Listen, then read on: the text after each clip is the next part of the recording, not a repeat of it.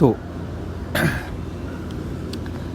ये सवाल बेसिकली छूट गया था एक्चुअल में। जो 20 इलस्ट्रेशंस मुझे लेने थे काइनेमेटिक्स ऑफ सर्कुलर मोशन में, ये काइनेमेटिक्स ऑफ सर्कुलर मोशन में 20 सवाल इलस्ट्रेशन के लिए मैंने प्लान किया था। तो उसमें 14th वाला इलस्ट्रेशन एक्चुअल में छूट गया था मुझसे। ये इसके जस्ट पहले रिलेटिव मोशन, सर्कुलर मोशन में किस प्रकार से होता है उसके ऊपर वो जो बात आई थी, तो वहाँ पर अपनी गाड़ी कैसा पटरी से नीचे उतर गई थी। तो उसके बाद से मैं पटरी पर इसको वापस लेकर आया हूँ गाड़ी को। तो 15 से 17 करवा लिए, है ना, जो टोटल एक्सेलरेशन वगैरह वाले, जो एक्सेलरेशन निकालने वाले जो सवाल थे, है कि नहीं। तो पहले जो शुरुआती थे वो 1 से लेकर पूरा गाड़ी 12 तक के तो एकदम बढ़िया बराबर चली। 1 से लेकर 12 तक के जो इलस्ट्रेशन थे, है ना तुम्हारे, वो वहाँ तक के तो गाड़ी पूरी बराबर चली। जो इलस्ट्रेशन नंबर 13 था वो था तुम्हारा रिलेटिव वाला, रिलेटिव मोशन वाला, जहाँ पर गाड़ी फंस गई थी अपनी, है ना? और गाड़ी इनफैक्ट पटरी से उतर गई थी। और उसी के बाद फिर टॉपिक चेंज हो गया था, बाइनोमियल थ्योरम फिर शुरू हो गया था। देन उसके बाद इलस्ट्रेशन 14th की एक्चुअल में कभी बारी आई नहीं बेचारे की। ठीक है, तो अच्छा इलस्ट्रेशन है। इसमें तुम वर्क एनर्जी थ्योरम का प्रयोग होते हुए देखोगे, थोड़ा सा, बहुत ही हल्का सा माइनर। काइनेमेटिक्स का भी इसमें तुम प्रयोग होते हुए देखो। काइनेमेटिक्स का ही सवाल है वैसे। अच्छा, एंड उसके बाद फिर 15 से 17 अभी तुम्हें इसके पहले जो एक्सेलरेशन वाले जो सवाल थे वो हो गए पूरे। 18 से 20, है ना, रेडियस ऑफ कर्वेचर वाले सवाल है, वो भी हो गए पूरे। इसके बाद फिर तुम्हारे पास इन सवालों के ऊपर प्रॉब्लम सेट 1 रहेगा। तो अभी इस सवाल पे बढ़ते हैं पहले तेज़ी से। ठीक है, ये स्ट्रक्चरिंग जो है इसको मैं अलग से और एक दूसरे वीडियो में समझा दूँगा। ठीक है, तो देखो सवाल कुछ ऐसा है, थोड़ा बड़ा है पर है बहुत ही आसान। तो बहुत बार तुम्हारे सामने ऐसा होगा कि लंबे लंबे पैसेजेस वगैरह में सवाल तो दिया हुआ रहता है, सवाल एक्चुअल में लुल्ल रहता है पूरा। तो ये भी कुछ उन्हीं तरह के सवालों में, सवाल से घबराने का नहीं, उसमें चीज़ों को ध्यान से समझो, पढ़ो ना, पढ़कर ध्यान से समझो, एंड देन उसके बाद इक्वेशंस बनाना शुरू करो। तो बोल रहा है कि एक साइकिल है, जैसे वो पंक्चर वगैरह रिपेयर करते टाइम पे तुमने देखा होगा कि साइकिल को किस प्रकार से उलट के रख देते हैं। अच्छा, है ना, तो साइकिल ऐसे ही रखी हुई है उलट के। तो अब क्या है, जो मैकेनिक है उसका एक दोस्त है ना, वो स्पिन कर रहा है, स्पिन्स द फ्रंट व्हील। ठीक है, अच्छा, तो भाई जाहिर सी बात है, जो पीछे वाला जो व्यक्ति है, जो मैकेनिक है, वो रियर व्हील मतलब पीछे का जो चक्का उसको बना रहा है। और इसमें जो अपना उसका मैकेनिक का दोस्त है, वो एक सामने वाला चक्का, वो तो खाली बेचारा बैठा हुआ है ना। और इस तरह का दुष्ट प्राणी अगर है उस चक्के के निकट, तो वो उसके साथ मस्ती करेगा ही करेगा, है कि नहीं। तो वो मस्ती अपनी कर रहा है, किस प्रकार देखो यहाँ। तो उसका जो दोस्त है वो फ्रंट व्हील को घुमा रहा है ऑफ रेडियस आर। ये इंपॉर्टेंट डेटा है मेरे पास। ठीक है, ये उस सवाल से संबंधित इंपॉर्टेंट डेटा है मेरे पास। रेडियस कितना है मेरे पास यहाँ, हाँ, तो रेडियस मेरे पास है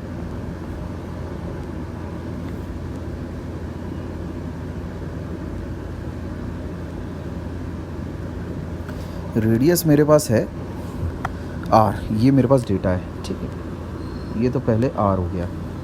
अच्छा, he observes that drops of water fly off tangentially, ठीक है, in an upward direction when the drops are at the same level as the centre of the wheel. ठीक है भाई, तो उसने क्या ऑब्जर्व किया कि यहाँ से जो ड्रॉप है मेरा, वाटर ड्रॉप, वो कैसा है भाई, मैं जब घुमा रहा हूँ तो जाहिर सी बात है चक्का गीला है, तो यहाँ से एक ड्रॉपलेट, जैसा कि दिखाया जा रहा है यहाँ पर, है ना, एक ड्रॉपलेट यहाँ से टेंजेंशियली ऐसा निकला। निकलने के बाद ना कुछ सर्टन हाइट गया। देखो क्या बोल रहा है, he measured the height reached by the drop vertically as shown in figure. A drop that breaks loose from the tyre on 1 turn rises a height h1 above the tangent point. इस point के above वो कितनी height पहुँच रहा है, वो h1 height पहुँच रहा है। कब, यहाँ देखो क्या बोल रहा है वो, a drop that breaks loose from the tire on 1 turn, ठीक है, rises a height h1। अच्छा,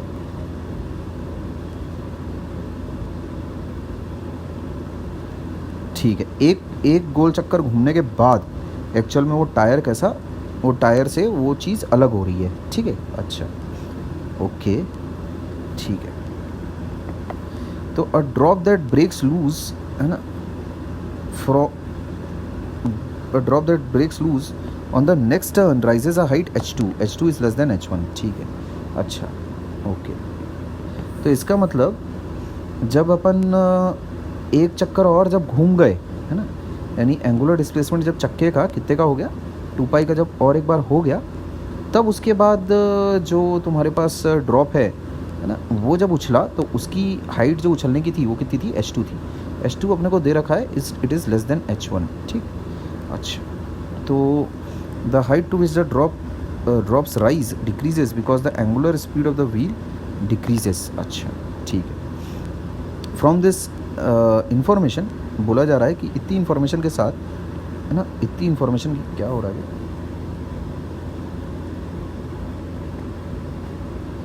हाँ ऐसा बोला जा रहा है इतनी इंफॉर्मेशन के साथ, है ना, आप बताइए determine the magnitude of the average angular acceleration of the wheel. ठीक है, तो यहाँ देखो मामला कुछ ऐसा है। सबसे पहले तो एक व्हील जो है बनी हुई, वो उसका जो एंगुलर एक्सेलरेशन है वो कैसा तुम्हारा, भाई अपन ने जैसे अगर घुमा दिया उसको, ठीक है, ये ऐसा अपन ने कुछ घुमा दिया उसको, तो उसका जो ओमेगा है वो कैसा कमती होता जा रहा है। क्यों ऐसा? बिकॉज जो एंगुलर एक्सेलरेशन है तुम्हारा वो अपोजिट है, वो एंगुलर एक्सेलरेशन उसका इस डायरेक्शन में है, ये अल्फ़ा है, उसकी ये डायरेक्शन है। ठीक, धीरे धीरे धीरे धीरे वो स्पीड को कम करवाता जा रहा है। अच्छा, तो एट अ सर्टन इंस्टेंट जो अपने पास यहाँ से जो ड्रॉप निकल रहा है उसकी स्पीड अगर मैं v1 मानूँ, ये मेरे को दे रखा है कि ये तो r है, ठीक है, ये r है। अच्छा, तो यहाँ से एट अ सर्टेन इंस्टेंट जैसे अगर मैंने स्पीड v1 मानी, ठीक, तो मैं ऐसा बोल सकता हूँ v1 इज़ r ओमेगा 1। ठीक है भाई। अच्छा, तो मेरे पास इनिशियल v1 तो है, और वो v1 एक्चुअल में कितना जा रहा है तुम्हारे पास, हाइट कितनी जा रही है वो, भाई इनिशियल एनर्जी मेरे पास कितना है, हाफ m v1 स्क्वायर, और फिर उस पर वर्क डन बाय ग्रेविटी होगा, है ना, बाद में वो रुक जाएगा, h हाइट पर जाकर वो रुक जाएगा। तो ग्रेविटी कितना वर्क करेगी उस पर, half m v1 square minus M G h1 बराबर 0। तो m तो हटा लो, तो इससे v1 आ जाता है मेरे पास, v1 स्क्वायर इज़ 2gh1। ठीक, अच्छा ये बात है ना। तो v1 मेरे पास है अंडर रूट ऑफ 2gh1। मतलब यहाँ से जब वो निकला था, जो ड्रॉप यहाँ से जब निकला, तब उसके बाद वो अंडर रूट उसकी जो लीनियर स्पीड थी वो कितनी थी, अंडर रूट 2gh1 थी। इससे मेरे पास इनिशियल ओमेगा आ जाता है, इसका इनिशियल ओमेगा आ जाता है under root 2gh1 bye r। ठीक है, this is initial omega, initial angular velocity.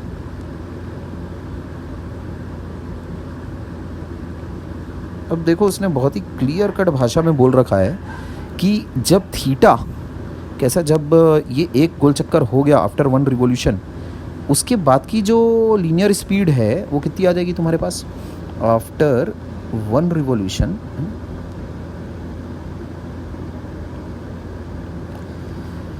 मेरे पास बाद की v2 आ जाएगा मेरे पास अंडर रूट 2gh2, है ना, बाय वर्क एनर्जी थ्योरम। ठीक है, इसको मैं क्या बोल सकता हूँ, ये है मेरे पास r ओमेगा 2, इसका मतलब मेरे पास फाइनल एंगुलर वेलोसिटी इतनी है। ठीक, जो जाहिर सी बात है ओमेगा 1 से कम है। अच्छा, मेरे पास थीटा क्या दिया हुआ है क्या, हाँ दिया हुआ है, द एंगुलर डिस्प्लेसमेंट, है ना,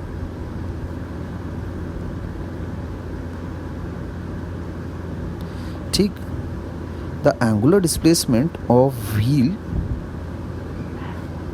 इज 2 पाई। ठीक है, किस ड्यूरेशन में, in the duration when the angular speed of wheel decreases from omega 1 to omega 2। ठीक है, ऐसा। तो मैं बस इसमें v square minus u square लगाऊंगा, हो गया मेरे पास काम ख़त्म। मेरे पास देखो थीटा है ना, मेरे पास ओमेगा 1 है, मेरे पास ओमेगा 2 है। ठीक, और मेरे को अल्फ़ा की रिक्वायरमेंट है, तो बेसिकली कैसे चल रहा है, मेरे पास s है, मेरे पास u है, v भी है, 3 वेरिएबल है मेरे से, चौथे की डिमांड की गई है a, है ना।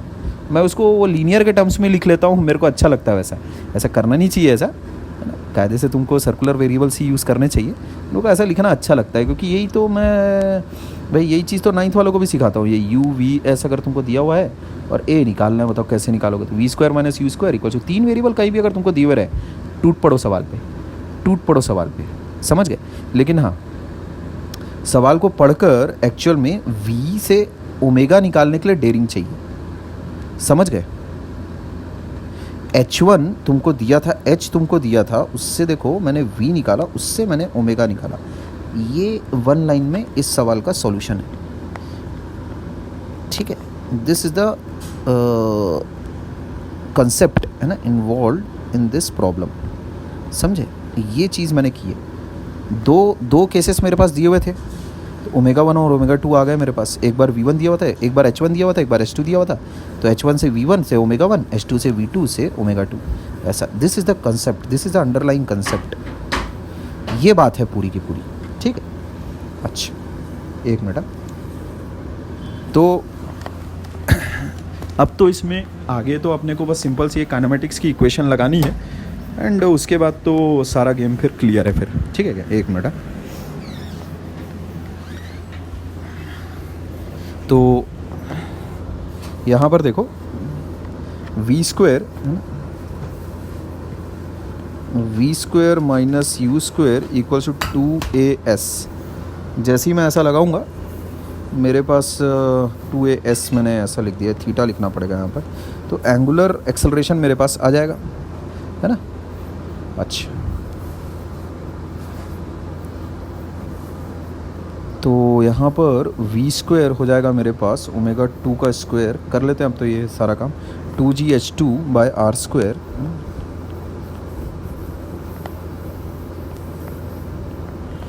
Minus 2gh1 by R square इस 2 अल्फ़ा थीटा कितना है मेरे पास 2 पाई, एक रिवॉल्यूशन, है ना।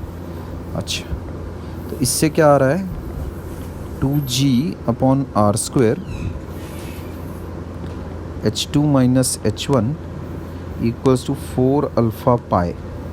तो यहाँ से मैं बोल सकता हूँ, दुक्की को तो हटा लो, अल्फ़ा मैं इतना बोल सकता हूँ 1/2 पाई R square h2 minus h1, ये चीज़ आ जाएगी तुम्हारे पास, ठीक है।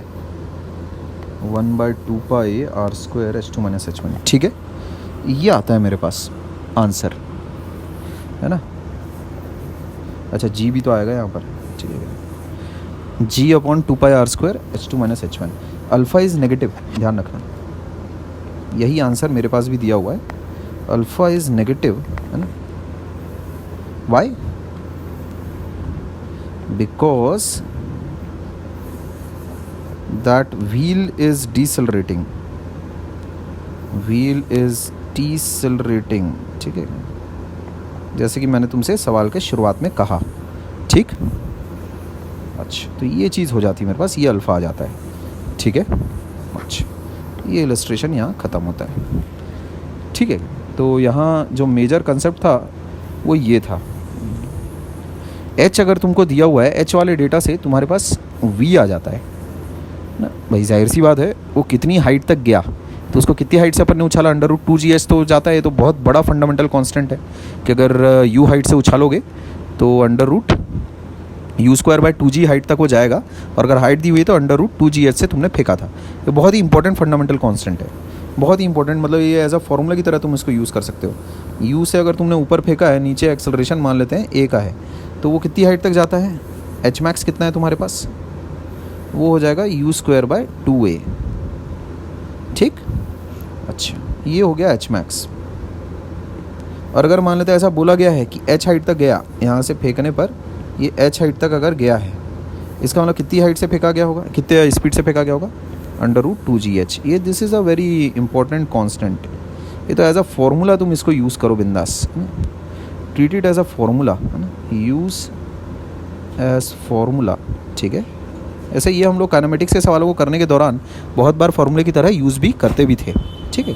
तो ये इसके इस सवाल से टेक अवेज हमारे हो सकते हैं। ठीक, v जैसे मेरे को सॉरी h जैसे मेरे को h पता है, इसका मतलब v भी पता है किस स्पीड से फेंका गया। ठीक है क्या, ये मेरे को पता था। तो स्पीड अगर मेरे को पता है तो उससे मैंने सर्कुलर वेरिएबल ओमेगा को जोड़ लिया, initial omega, final omega, deceleration तो हो ही रहा है एक चक्कर के बाद। ये सबसे इंपॉर्टेंट है।